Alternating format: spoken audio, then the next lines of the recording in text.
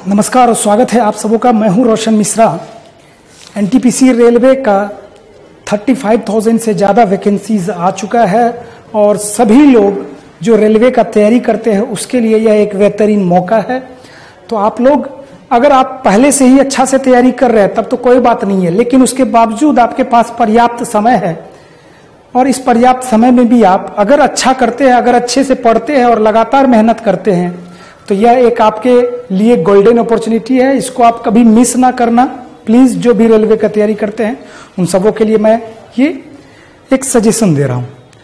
तो मैं आपको एनटीपीसी में सीबीटी 2 में खास करके मुख्य परीक्षा में जो क्वेश्चन मैथमेटिक्स से आए थे मैं उसका डिस्कशन आपको कराने जा रहा हूँ और लगातार इस पे मेरा ये सीरीज चलता रहेगा। कुछ दिनों में मैं लगातार एसएससी पर जो कि 10+2 के लिए CHSL के लिए एग्जाम होने वाला है उसके लिए भी मैं आपको 40 से 50 सेट वो आपको फ्री में प्रोवाइड कराने जा रहा हूं। इसी का तो मैं सारा जो मुख्य एग्जाम है उसका तो मैं आपको करा ही दूंगा डिस्कशन, क्योंकि CBT 1 में मैथमेटिक्स का लेवल बहुत ही लो रहता है, बहुत ही एकदम इजी लेवल का रहता है। तो मैं उसे छोड़ रहा हूं, मैं उसे अवॉइड कर रहा हूं। तो मैं मुख्य परीक्षा का करा रहा हूं जिससे आपका अच्छा तैयारी भी हो जाएगा एनटीपीसी वालों के लिए। और जब मैं एसएससी एलडीसी के लिए 40 सेट का डिस्कशन कराऊंगा तो उसमें आपको जो एनटीपीसी का तैयारी करते हैं उसके लिए भी वह तैयारी पर्याप्त होगा। ठीक है, तो चलिए आज मैं 17/1/2017 के शिफ्ट 1 में 17 जनवरी 2017 के शिफ्ट 1 में एनटीपीसी सीबीटी का जो मुख्य एग्जाम हुआ था आरआरबी एनटीपीसी का, उसका मैं कुछ क्वेश्चन आपके साथ डिस्कस करता हूं। और चलिए शुरू करते हैं। बहुत दिनों के बाद मैं आया भी हूं तो प्लीज लाइक और सब्सक्राइब करें। मेरी आवाज थोड़ी 2-3 महीने से लगातार बस स्लो है, अभी तो थोड़ी बहुत ठीक भी हुई है, बहुत ज्यादा तो खैर उससे कोई फर्क नहीं पड़ता है। उम्मीद है कि मेरी आवाज आप सबों तक जरूर पहुंचेगी। और चलिए मैं शुरू करता हूं बिना समय गवाए। सबसे पहला आप क्वेश्चन देखिए।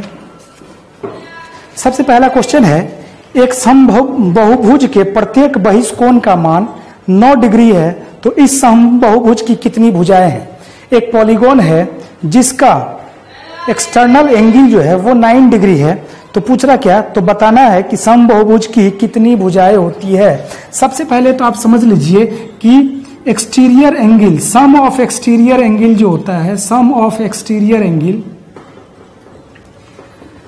एक्सटीरियर एंगल बाह्य कोणों का योगफल जो है वो होता है 360 डिग्री। किसका? पॉलीगॉन का, बहुभुज का। ठीक है, तो सम ऑफ एक्सटीरियर एंगल क्या होता है? 360 डिग्री के बारे में आपको पता है, एक बाह्य कोण के बारे में पता है। तो आप क्या कर सकते हैं, देखिए n इंटू जितना भुजा है अगर आप उसको एक बाह्य कोण से मल्टीप्लाई कर देते हैं तो ये आपको आ जाता है पूर्ण रूप से 360 डिग्री। तो आप लोग इसको ऐसे कर सकते हैं, 9 से डायरेक्ट काटे तो 9 चौका 36, तो n का जो वैल्यू आएगा वो क्या आ जाएगा? 40 आ जाएगा। ठीक है, यानी इसमें कितना भुजा होना चाहिए? 40 भुजा होना चाहिए। नेक्स्ट क्वेश्चन आप देखिए, या आप सीधा सीधा समझ लीजिए, सीधा सीधा आप समझ सकते हैं कि एक्सटीरियर एंगल बराबर जो होता है, एक्सटीरियर एंगल बराबर जो होता है पॉलीगॉन का वो होता है 360/n। ओके, तो 360/n होता है। अब एक्सटीरियर एंगल यहाँ पर 9 डिग्री दिया हुआ है तो 9 से आप इसको जैसे ही काटेंगे तो आप क्या देख पा रहे हैं कि n इधर आएगा और n बराबर क्या हो जाएगा? 40 हो जाएगा। ठीक है, यानी 40 भुजा। तो इस बहुभुज में कितने भुजा है? 40 भुजा। नेक्स्ट क्वेश्चन है, सेकेंड क्वेश्चन है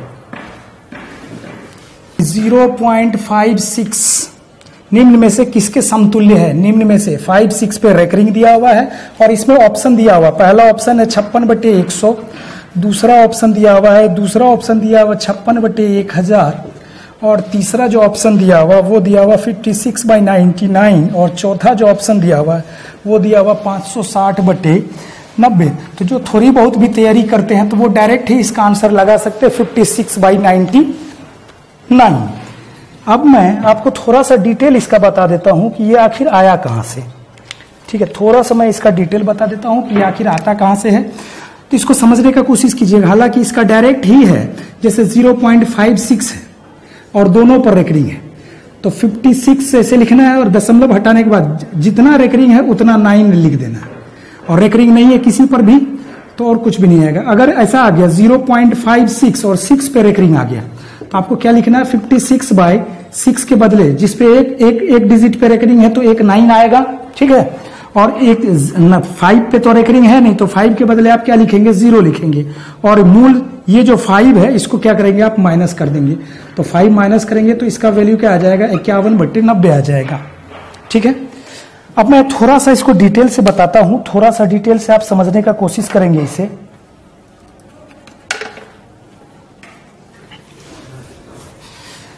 तो ध्यान से देखेंगे कि 56 अगर ऐसा दिया हुआ 56 ये इस तरह से क्या होता है, बार बार रिपीट होता चला जाता है।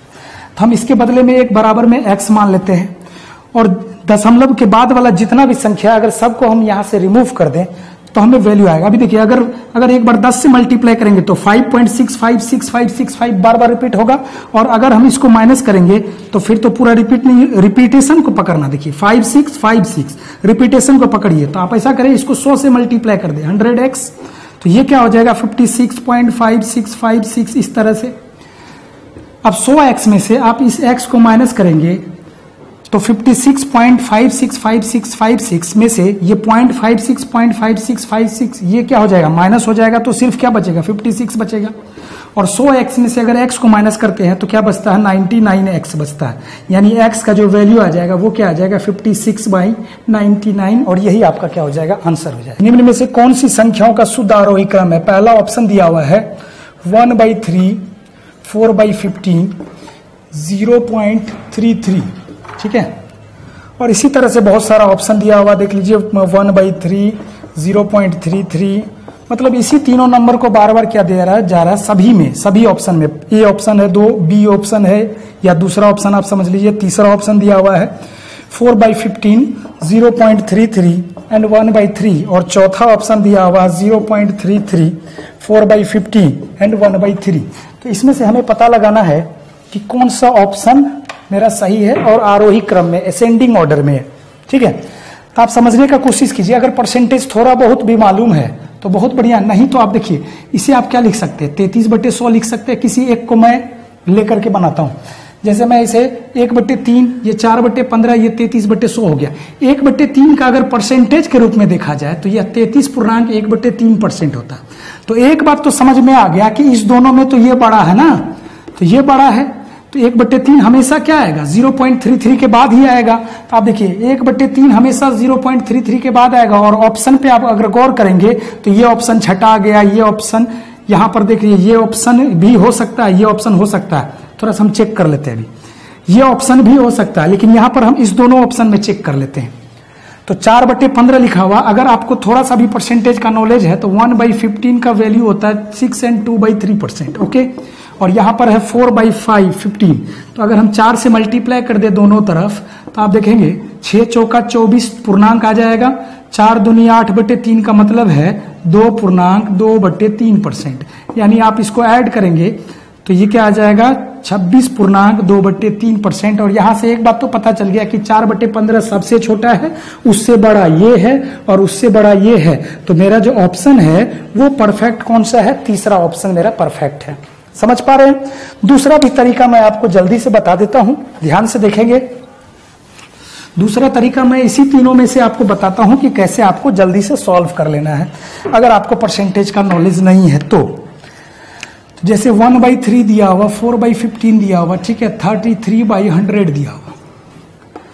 तो आप किसी दो में तुलना करें। 15 इकाई 15 क्रॉस मल्टीप्लाई करते हैं, 15 इकाई 15 और 3 चौका 12, देख लीजिए।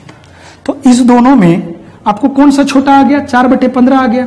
तो बड़े वाले को फिलहाल आप छोड़ दीजिए। अब इस दोनों में तुलना करें तो 100 गुना 4 करते हैं तो ये 400 आता है, और 15 गुना 33 करते हैं तो 15 × 45, 450 से ऊपर चला जाता है। तो 450 ऊपर चला गया, यानी ये हो गया आपका 495। तो ये तो बड़ा हो गया ना। तो अभी सबसे छोटा कौन आ गया, 4/15। सबसे छोटा 4/15, हमने तीनों फ्रैक्शन में किया तुलना, तो 4/15। अब इस दोनों में आप तुलना कीजिए। 100 को अगर 1 से मल्टीप्लाई करते हैं तो 100 आएगा, जबकि 3 को अगर 33 से मल्टीप्लाई करते हैं तो 99 आता है। तो 100 और 99 में कौन छोटा है, 99 छोटा है, इसका मतलब इससे बड़ा कौन होगा 33/100 होगा, और इससे भी बड़ा कौन होगा 1/3 होगा। और जिस ऑप्शन में आपको ऐसा लिखा हुआ है वही आपका आंसर भी हो जाएगा। ठीक है, तो ये आसान आसान क्वेश्चन से पूछा जाता है इसमें CBT 2 में। तो आप लोग कोई भी घबराए नहीं, जो भी मैथमेटिक्स जिनका थोड़ा सा भी अच्छा है तो उसके लिए मैथमेटिक्स बड़ा आसान हो जाएगा। चलिए बढ़ते हैं फिर हम लोग नेक्स्ट क्वेश्चन की तरफ।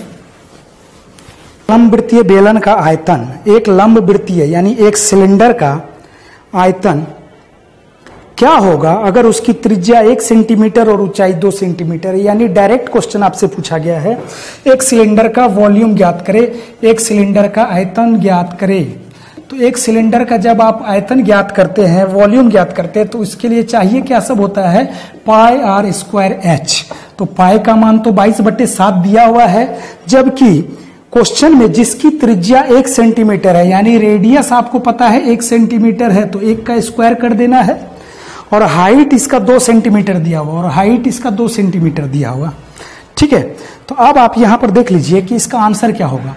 तो 22 गुना 1 गुना 2, यानी ये आपका हो जाएगा 44/7। और ऑप्शन में यहां पर पहला ऑप्शन दिया हुआ था 22/7, दूसरा ऑप्शन दिया हुआ था 22, तीसरा ऑप्शन दिया हुआ था 44, और चौथा ऑप्शन दिया हुआ था 44/7। तो इसका आंसर क्या हो जाएगा 44/7।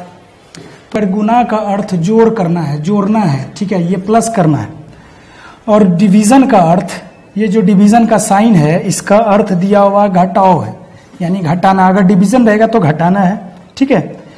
और प्लस का अर्थ गुना है, अगर यानी जोड़ है, यहाँ पर प्लस का साइन दिया हुआ तो इसका अर्थ दिया हुआ गुना है। और घटाओ का अर्थ, ये माइनस का जो दिया हुआ है अर्थ, वो दिया हुआ है भाग है, यानी डिवीजन है।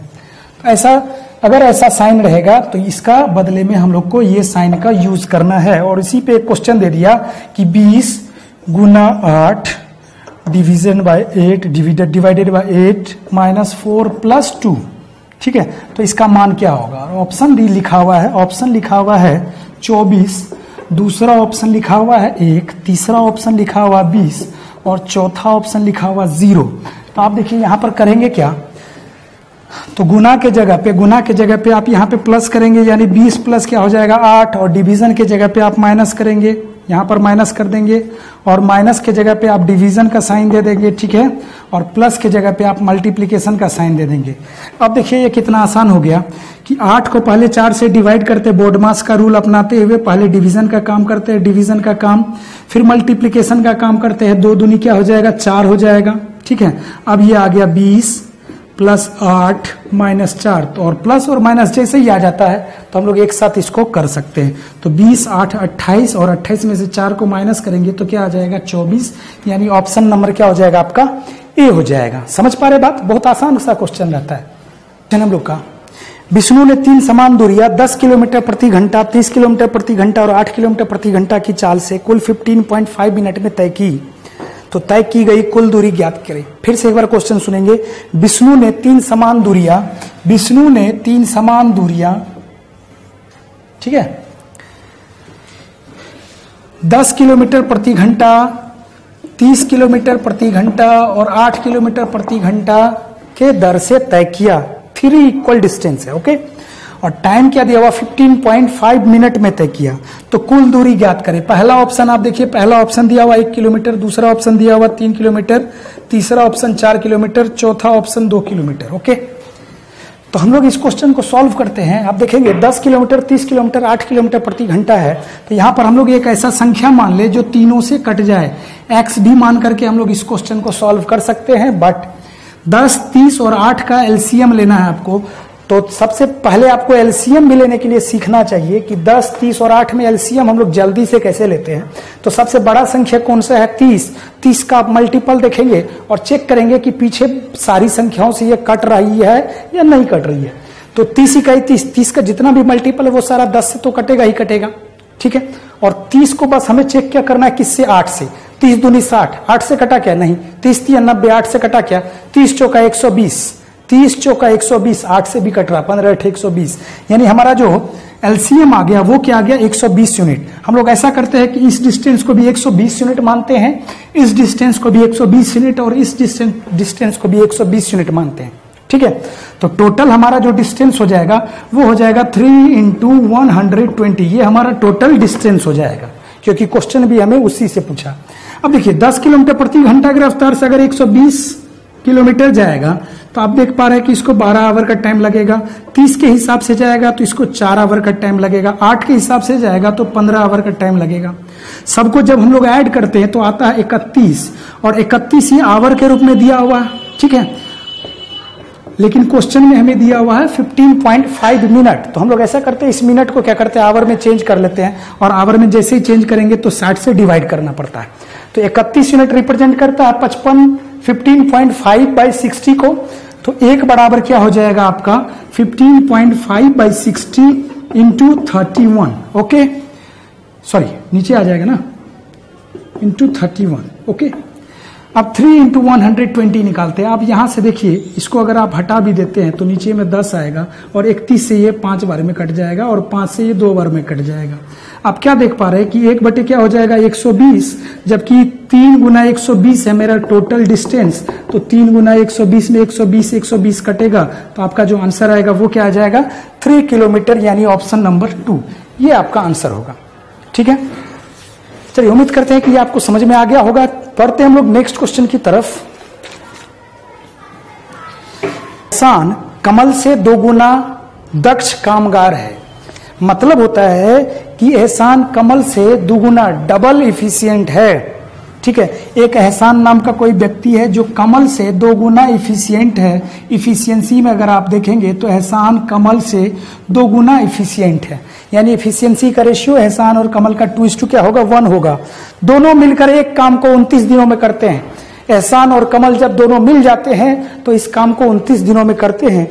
तो कमल अकेले उस काम को कितने दिनों में समाप्त करेगा। अब आप सोचिए कि दोनों जब मिलता है, एफिशिएंसी अगर इसका 2 ईंटा फेंकने का है पर डे और कमल का 1 ईंटा पर डे फेंकने का है, तो अगर दोनों मिल जाता है तो 2 + 1 यानी 3 ईंटा पर डे फेंकेगा, और दोनों मिल करके उस काम को कितने दिनों में कर देगा 29 दिनों में कर देगा। तो 3 ईंटा अगर 29 दिन तक फेंकता है तो आप क्या देख पा रहे हैं कि काम ही कितना है, तो 3 गुना 29 काम हुआ। टोटल यूनिट वर्क क्या आया 3 गुना 29 आया। मतलब आप समझ पा रहे हैं ना कि टोटल वर्क यहां से हमें पता चल गया कि 2 ईंटा ये पर डे फेंकता है और कमल 1 ईंटा पर डे फेंकता है, ठीक है। दोनों मिलकर के 3 ईंटा पर डे फेंकेगा, और 3 ईंटा पर डे फेंकता है तो 29 डेज में ये कंप्लीट हो जाता है। तो 29 दिनों में ये जब कंप्लीट होता है तो अब क्वेश्चन पूछ रहा है कि कमल अकेला इसे कितने दिनों में कर पाएगा। तो टोटल यूनिट वर्क आया 3 × 29। कमल का एफिशिएंसी 1 है, तो कमल के लिए जो टाइम होगा वो होगा टोटल यूनिट वर्क। देखिए टोटल यूनिट वर्क बराबर होता है इफिशिएंसी इंटू टाइम के, ठीक है। तो टाइम बराबर क्या हो जाएगा total unit work by efficiency. अभी कमल का टाइम पूछ रहा है, तो टोटल यूनिट वर्क हमें पता है 29 × 87, और एफिशिएंसी क्या है इसका 1, तो 87/1 बराबर क्या हो जाएगा 87, यानी इसका जो आंसर आएगा वो क्या आएगा 87 डेज ये कमल कर लेगा, ठीक है। चलिए बढ़ते हैं फिर हम लोग नेक्स्ट क्वेश्चन की तरफ। डीआई बनाया गया है, टेबल डीआई था, और दिया क्या है कि निम्न सारणी को सावधानी पूर्वक अध्ययन कीजिए और दिए गए प्रश्नों का उत्तर दीजिए। Type 1, type 2, type 3, type 4, type 5, ये आपको 4-5 तरह का जो है 5 तरह का कोई वाहन है, मतलब कोई गाड़ी है, ठीक है। 2000 में, 2001 में, 2002 में, 2003 में, 2004 में सभी वाहनों का संख्या दिया हुआ, ठीक। और इसी बेस 3 क्वेश्चन पूछा गया था। पहला क्वेश्चन पढ़ते हैं। यदि वर्ष 2005 में टाइप 1 वाहन की बिक्री में प्रतिशत वृद्धि वर्ष 2003 की अपेक्षा वर्ष 2004 की प्रतिशत वृद्धि के बराबर हो, तो वर्ष 2005 में टाइप 1 वाहनों की लगभग बिक्री कितनी होगी। क्वेश्चन पे आप गौर करेंगे कि वर्ष 2005 में क्वेश्चन बोल रहा है कि 2005 में जो है वाहनों की बिक्री उतनी ही हुई जो 2003 से 2004 में जितना वृद्धि हुआ उतना ही वृद्धि 2004 से 2005 में हुआ, 2004 से 2005 में हुआ। तो पूछ रहा 2005 में वाहनों में कितनी बिक्री हुई, वाहनों की संख्या पूछ रहा है, ठीक है। तो 81 से 107 मतलब वाहनों की यहां पर बिक्री पूछ रहा है, ध्यान से देखेंगे, लगभग पूछ रहा है। ऑप्शन भी इसका दिया हुआ, तो मैं ऑप्शन भी आपको लिख देता हूं क्योंकि लगभग मान है। तो एक ऑप्शन दिया हुआ था 141, दूसरा ऑप्शन दिया हुआ था 139, तीसरा ऑप्शन दिया हुआ था 144 और चौथा ऑप्शन जो दिया हुआ था वो दिया हुआ था 131। ठीक है, तो देखिए 2005 में, 2003 से 2004 में 81 से 107 बढ़ा, 2005 का हमें निकालना है, 81 से 107 हुआ तो कितना बढ़ा, ये है 2003, 2004 और हमें निकालना है 2005 का। तो जो परसेंटेज वृद्धि यहाँ हुआ वही परसेंटेज वृद्धि 2004 से 2005 में भी हुआ। ध्यान से देखेंगे, बहुत ही अच्छा क्वेश्चन है, खास करके सीबीटी वालों के लिए, सीबीटी 2 वालों के लिए। ठीक है, तो 81 से 107 तो बढ़ा कितना, 26 बढ़ा। बताइए कितना बढ़ा, 26 बढ़ा। अगर आप देखेंगे तो 26 या 78 लगभग में 3 गुना के आसपास है, 3 गुना के आसपास है, तो इसका भी 1/3 कर देंगे। तो 107 का 1/3, 108 का 1/3 कर देते हैं। तो 108 का अगर हम लोग 1/3 कर दें तो 3 तिया 9, 3 6 के 18 यानी 36 बढ़ना चाहिए और 7 6 13, 143 हो जाता है। यहाँ पर 144 भी है, 141 भी है, हम लोग परफेक्ट वैल्यू निकालते। ठीक है, 26 पे आप गौर करेंगे कि अगर 81 से 26 बढ़ा है तो अगर 8.10 बढ़ता तो यह 10% बढ़ता। पहले नजदीक पहुंचना है। अगर 24.8 तिया 24, 10 तिया 30, 24.30 पहुंचता तो यह 30% होता। बोलिए होता कि नहीं होता। ठीक, अभी 1.7 और भी जाना है नजदीक, तो 1.7 अगर ऐड होगा तभी 26 पता चलेगा। आप देखिए 8.10 होता है 10%, तो 0.81 हो जाएगा 1%, 0.81 हो जाएगा, 0.81 हो जाएगा 1%। तो इसका ये लगभग में दुगुना है कि नहीं, ये बताइए। तो लगभग में दुगुना है, तो हमें अब क्या पता चल पा रहा है कि 30 2 32% बढ़ना चाहिए। कितना परसेंट, 32%। तो 107 का 32% बढ़ेगा, तो 107 तो खुद होगा ही होगा, और 107 का 100 का 32% खुद 32, और 7 का 32% लगभग में 2.24।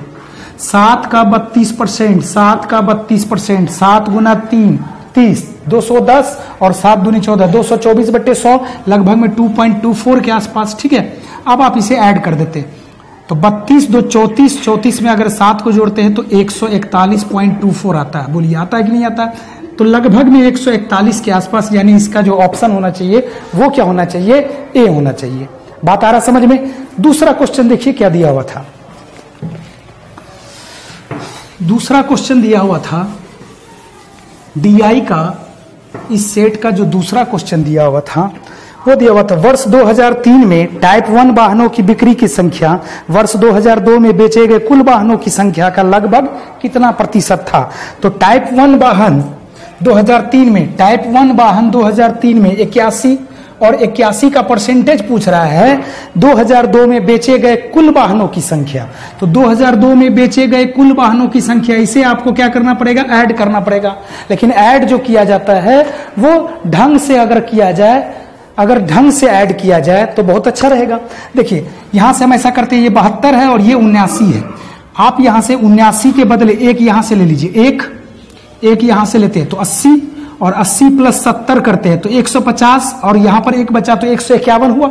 ठीक है, अभी एक को छोड़ दीजिए, एक को अभी छोड़ दीजिए, 150 हो गया, 150 हो गया, 248 है, यहां से 2 उठा के ले लीजिए। तो 248 में अगर यहां से 2 उठा के लेंगे तो यहां भी 2 बचा हुआ रहेगा, एक उधर बचा हुआ, 2 इधर बचा हुआ, तो ये बन जाएगा 250 + 150 मिलके आपका हो गया 400। 4 2 610, 610 में 400 को ऐड करते 1010, यहां पर बचा हुआ था 2, 10 2 12 और 1 13। ठीक है, तो टोटल ये हो जाएगा आपका 1013। समझ पा रहे क्या। 72 79 को हमने कैसे ऐड किया, 80 + 71 कर दिया, तो ये हो गया 151, 151 और 248 को अगर हम लोग ऐड करते तो 399 होगा। 399 में अगर हमें 1 दे देते हैं तो 400 होता है, यहां पर 3 बचा हुआ रहेगा, रुक जाइए। ठीक, 3 बचा हुआ रहेगा, रुक जाइए। तो ये 400 हुआ, 4 4 800, 800 200, 210 110 हुआ, और यहां पर 3 बचा हुआ, तो टोटल क्या हो गया 1013। अब 81 का परसेंटेज पूछ रहा है 1013 के रेस्पेक्ट में, तो हम लोग एक बार में बोलेंगे लगभग में 8% आंसर।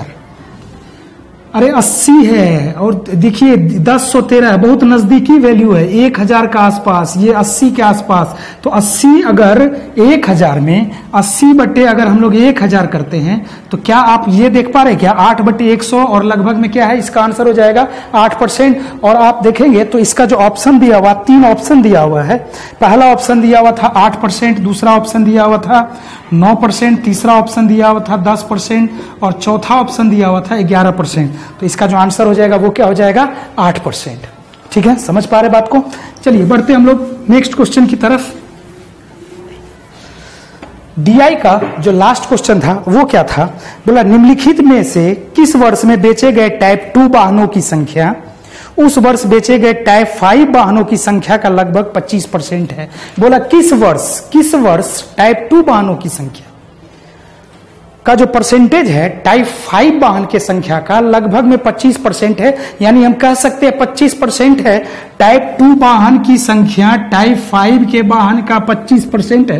तो हम बोल सकते हैं कि टाइप 2 वाहन का जो संख्या होगा उसका 4 गुना होगा टाइप 5 वाहन का संख्या, और जिसमें मिल गया आंसर। अरे ये अगर 100% है तो इस 100% का 25%, तो आप अगर रेशियो देखेंगे तो क्या रेशियो आएगा, 1:4। अभी किसी में भी मिला लीजिए आंसर आ जाएगा। देख लीजिए 64 340, 6 चौका 24, यहां पर आप देख लीजिए 4 गुना के बराबर है क्या, नहीं। 60 चौका 240, नहीं, 4 गुना के बराबर होना चाहिए। 80 चौका 320, नहीं है। 93 चौका नहीं है, कम ही है ना। 112 चौका 448, लगभग में 112 चौका 448, और मुझे जो लगता है वो होना ही चाहिए 2004। 112 चौका 448, 112 442, तो लगभग 448। अभी इसका भी चेक करके देख लीजिए, 4 चौका 1600, 8 चौका 32, तो ये तो दूर चला जा रहा है ना। तो लगभग में अगर आप देखेंगे तो वो क्या आंसर हो जाएगा इसका, 2004। ठीक है, समझ पा रहे बात को। तो ये था आपका डीआई का 3 क्वेश्चन। फिर बढ़ते हम लोग नेक्स्ट क्वेश्चन की तरफ। दक्षा ने 5% प्रति वर्ष की दर से सिंपल इंटरेस्ट पर 500 रुपया उधार लिया और 4 वर्ष बाद उसे अपना ऋण चुकाने के लिए कितनी धनराशि चुकानी पड़ेगी। 500 रुपया प्रिंसिपल के रूप में दिया गया था, क्वेश्चन प्रिंसिपल के रूप में दिया गया है 500 रुपया। ठीक है, और रेट ऑफ इंटरेस्ट कहा जा रहा है 5% है, और टाइम है आपका 4 वर्ष। और क्वेश्चन आपसे पूछा जा रहा है कि 4 वर्ष के बाद कितना अमाउंट लौटाया वापस जाएगा। ठीक है, तो आप देखिए सीधा सीधा आपको करना क्या है कि 5%, इसका कॉन्सेप्ट क्या है कि 5%, 5%, 5%, 5% यह सिंपल इंक्रीज करता है। तो अगर आप देखेंगे टोटल एक बार में यह कितना इंक्रीज करेगा, तो 5, 5, 10, 5, 15, 5, 20। यानी आप इसे ऐसे भी कह सकते हैं total percentage of simple interest बराबर हो जाएगा हमारा rate into time, rate into time. तो आप 5% को अगर 4 से मल्टीप्लाई करते तो 5 चौका क्या हो जाएगा 20%, यानी 20% आपका सिंपल इंटरेस्ट का परसेंटेज आया। 500 का 20% क्या हो जाता है सिंपल इंटरेस्ट 100 रुपया, और यहां पर 500 रुपया। 500 का 20%, 500 का 10% 50 होगा, और 500 का 20% 50 दूनी 100 होगा, और 500 रुपया तो प्रिंसिपल है ही। तो आप क्या देख पा रहे हैं कि इसका जो आंसर होगा वो क्या हो जाएगा 600 रुपया। इसका आंसर होगा 600 रुपया। ठीक है, चलिए बढ़ते हैं फिर हम लोग नेक्स्ट क्वेश्चन। नीचे 2 छिद्र है, पहला छिद्र भरी टंकी को 9 मिनट में और दूसरा छिद्र 6 मिनट में खाली कर सकता है। दोनों ही छिद्र क्या है खाली करने वाला, नेगेटिव वर्क करने वाला है। बोले यदि पानी का रिसाव समान दर से हो तो दोनों छिद्र मिलकर भरी टंकी को कितने मिनट में खाली कर देंगे। बहुत आसान सा ये क्वेश्चन है। 9 मिनट में खाली कर सकता है, 6 मिनट में खाली कर सकता है। एक ऐसा संख्या मान लो जो 9 से भी डिविजिबल हो और 6 से भी डिविजिबल हो, और वो होता है क्या 18। तो मान के चलते हैं कि टंकी का जो टोटल क्षमता है वो है 18 यूनिट। तो 9 के हिसाब से अगर खाली करेगा तो 2 यूनिट पर मिनट खाली करेगा, मिनट में है। और 6 के हिसाब से 6 मिनट में अगर खाली करेगा 18 यूनिट, तो 3 यूनिट पर मिनट खाली करेगा। अब दोनों ही चल रहा है तो दोनों का एफिशिएंसी क्या हो जाएगा, जुड़ जाएगा। और 18 यूनिट खाली करने में, दोनों मिल करके 18 यूनिट खाली करने में 5 यूनिट के दर से 18 यूनिट खाली करने में 18/5 मिनट का समय लगाएगा। 18/5 मिनट का समय लगाएगा। और यहाँ पर ऑप्शन पूर्णांक में दिया हुआ है, देख लीजिए पहला ऑप्शन दिया हुआ 3.3/5, और यही आपका आंसर हो जाएगा। 5 तिया 15, 3.3/5 मिनट। ये आपका आंसर क्या हो जाएगा 3.3/5 मिनट। समझ पा रहे बात को। चलिए बढ़ते हैं हम लोग फिर नेक्स्ट क्वेश्चन की तरफ। एक महिला प्रत्येक वर्ष के आरंभ में 2,000 रुपये निवेश 5% प्रति वर्ष की दर से चक्रवृद्धि ब्याज की दर से निवेश करती है। दूसरे वर्ष के अंत में उसका कुल निवेश क्या होगा? बात को समझिएगा। क्वेश्चन है, एक महिला प्रत्येक वर्ष 2,000 रुपया निवेश करती है। आप देखिए, अगर पहले वर्ष 2,000 रुपया निवेश करती है तो एक वर्ष के बाद, ठीक, यह एक बार फिर से 2,000 निवेश करेगी, ठीक है। तो दूसरे वर्ष का अंत का मतलब है, अगर यह 2,000 रुपया का एक बार निवेश की तो टोटल 2 वर्ष, और फिर दूसरे वर्ष में 2,000 रुपया निवेश की तो इसके बाद इसके लिए तो एक ही वर्ष होगा। और यहीं पर जो टोटल निवेश है, इसका टोटल इन्वेस्टमेंट है, यही हमसे क्वेश्चन पूछा जा रहा है, टोटल इन्वेस्टमेंट क्या है। तो 2,000 का चूंकि कंपाउंड इंटरेस्ट है, तो 2,000 का एक वर्ष में जो सिंपल इंटरेस्ट आएगा 5% के दर से, रेट ऑफ इंटरेस्ट है 5%, तो 2,000 का 5% हो जाएगा 200 का आधा, 10% का आधा यानी 100 रुपया।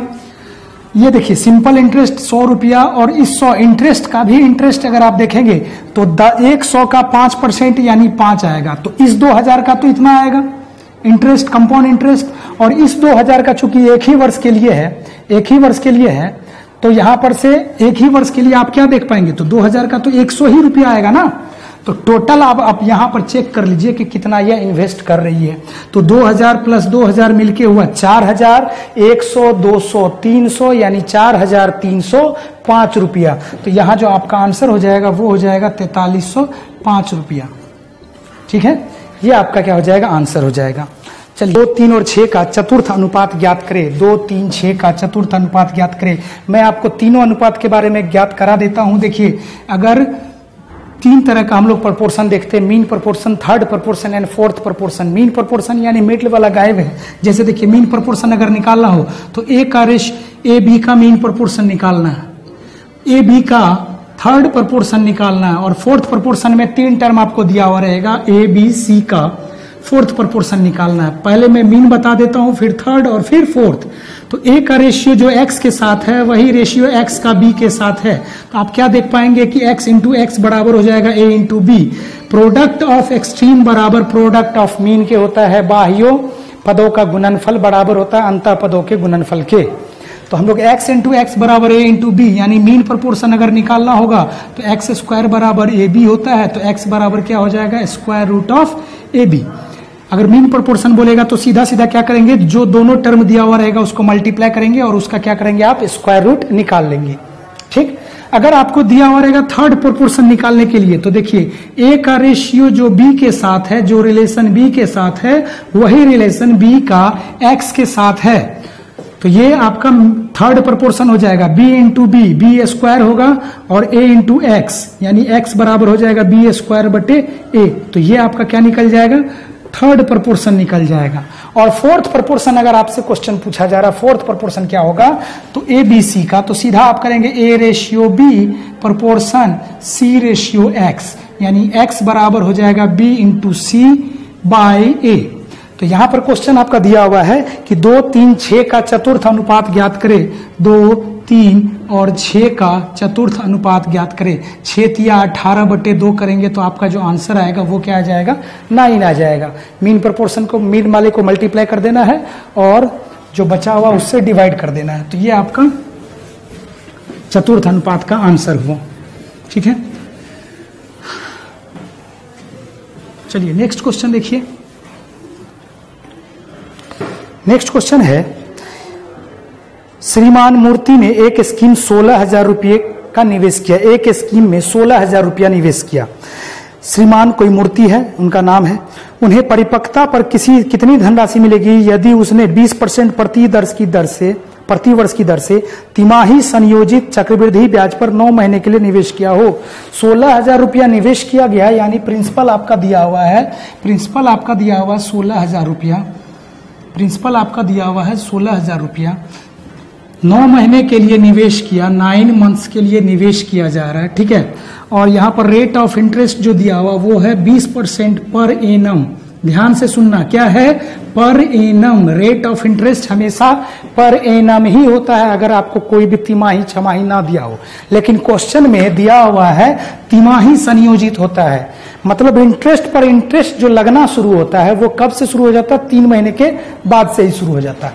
तो सबसे पहले तो आप 20% पर एनम के दर से अगर 3 महीने में बांटेंगे, चूंकि एक वर्ष में 3 महीने होता है, तो 1 महीने के लिए रेट ऑफ इंटरेस्ट प्रति क्वार्टर ईयर वो हो जाएगा 4 से आप इसको डिवाइड करेंगे तो 5% पर क्वार्टर ईयर हो जाएगा।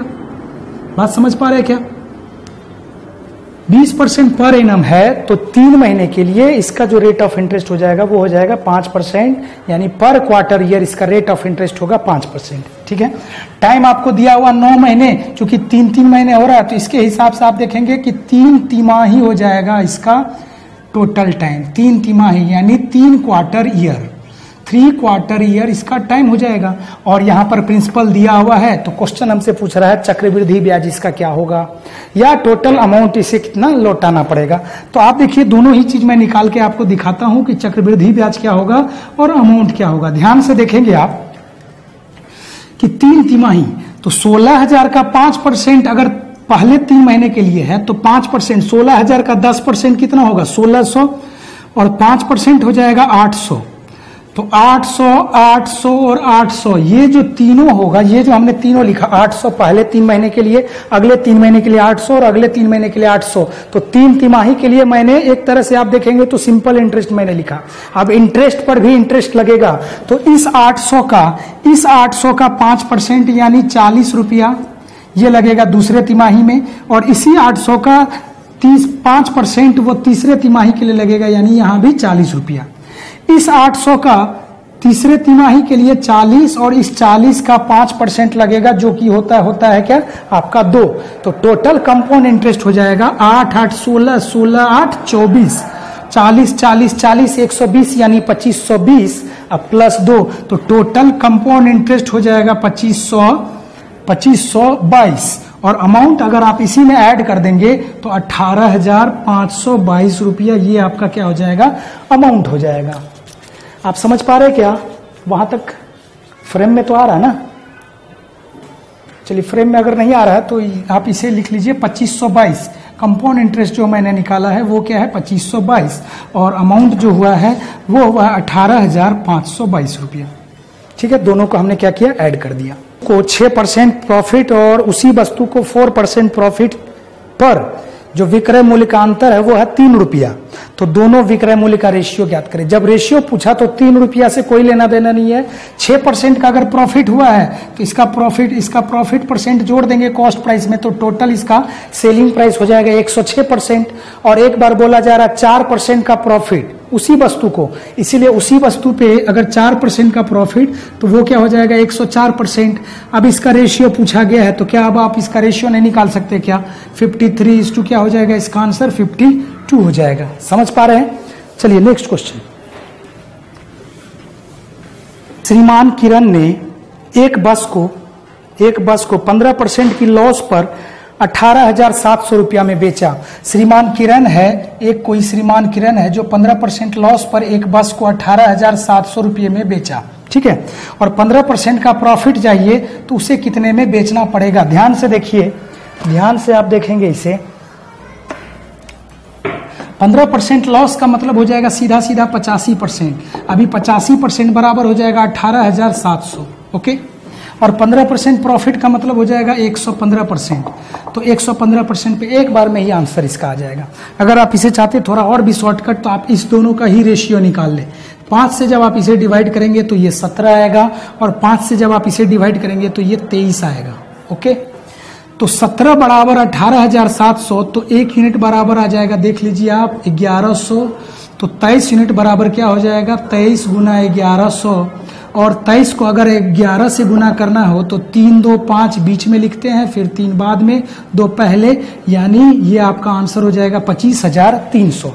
25,300 यानी 15% प्रॉफिट पे इसे कितना में बेचना पड़ेगा? 25,300 में बेचना पड़ेगा। नेक्स्ट क्वेश्चन है, एक मोबाइल प्लान की कीमत 6 मिनट के लिए 32 रुपया है, तो 4 मिनट के लिए लागत मूल्य क्या है? कितना आसान क्वेश्चन सब है। 6 मिनट के लिए 32 रुपया, तो 4 मिनट के लिए कितना रुपया? 6 मिनट के लिए 32 रुपया, तो 4 मिनट के लिए कितना रुपया? ये हुआ 3, ये हुआ 2, तो 3 बराबर 32, 1 बराबर 32/3, तो 2 बराबर क्या हो जाएगा? 32/3 गुना क्या हो जाएगा? 2, यानी 64/3। और 21 या 63 हो जाता है, तो 21.33 के आसपास हो जाएगा इसका आंसर, यानी 21 रुपया 30 पैसा। और ऑप्शन में भी दिया हुआ है 21 रुपया 30 पैसा, पहला ऑप्शन है। दूसरा ऑप्शन है 21 रुपया 40 पैसा, तीसरा ऑप्शन है 21 रुपया 50 पैसा, और चौथा ऑप्शन है 21 रुपया 20 पैसा। तो आंसर आपका क्या होगा? 21 रुपया 30 पैसा, 21 रुपया 30 पैसा। समझ पा रहे बात को? चलिए नेक्स्ट क्वेश्चन हम लोग देखते हैं। देखिए कितना आसान क्वेश्चन सब दिया हुआ है। कुछ हम लोग अच्छा क्वेश्चन इसमें से अभी ले लेते हैं। एक क्वेश्चन दिया हुआ है sin x,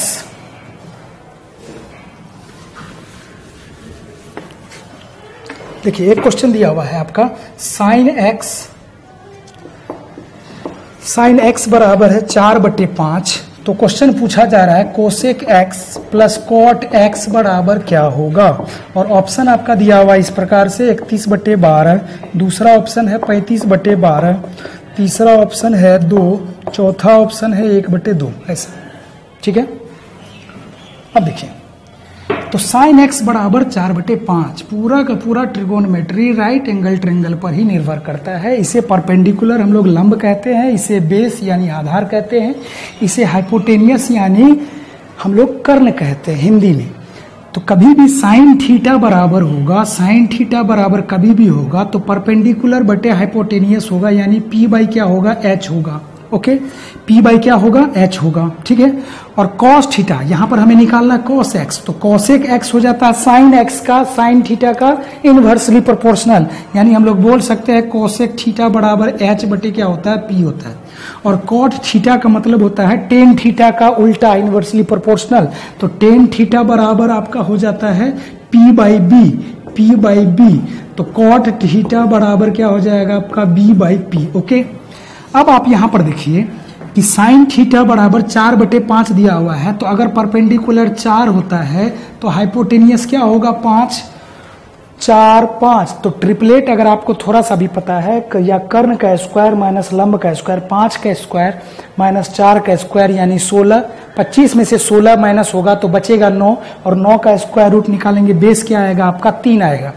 बेस आ गया 3। अभी cos थीटा बराबर होता है हाइपोटेनियस बाई परपेंडिकुलर, तो हाइपोटेनियस आपका 5 निकला हुआ है, इसे मैं यहाँ पर सॉल्व करता हूँ। cosec x बराबर हाइपोटेनियस बाय परपेंडिकुलर, तो हाइपोटेनियस अगर 5 है तो परपेंडिकुलर क्या है? 4 है, तो हम लोग इसको क्या लिखते हैं? h बाई पी, यानी 5/4, या इसे आप 4/5 जो ये लिखा हुआ इसी को आप उलट करके एक बार लिख लीजिए 5/4। Okay, cot theta base by perpendicular, तो बेस आपका क्या निकल चुका है? 3, और परपेंडिकुलर क्या है? 4, तो आप 3 बटे क्या करेंगे? 4 लिखेंगे। 5/4, 3/4 दोनों को ऐड करेंगे तो क्या हो जाएगा? 8/4, और आपका जो आंसर हो जाएगा वो क्या हो जाएगा? 2 हो जाएगा। इसका जो आंसर हो जाएगा वो क्या हो जाएगा? 2 हो जाएगा। नेक्स्ट क्वेश्चन है 34 का 15% किसके बराबर? एक क्वेश्चन है 34 का 15% किसके बराबर है? ऑप्शन नंबर 1 दिया हुआ है आपका 5.1, दूसरा ऑप्शन दिया हुआ 5, तीसरा ऑप्शन है 5.2, चौथा ऑप्शन है 4.9। ओके, तो ये 4 ऑप्शन आपको दिया हुआ है। तो 34 का 15% आपको करना क्या है? इसे डबल कर देना है, 30% कर देना है, और इसे आपको यहाँ पर डबल हमने किया तो इसे हम लोग आधा करेंगे, यानी 17 का 30%। 17 तिया 51 होता है, 51 होता है, बताइए होता है क्या? तो 17 गुना 30 510/100 अगर करेंगे तो इसका जो आंसर आ जाएगा वो क्या आ जाएगा? 5.1 आ जाएगा।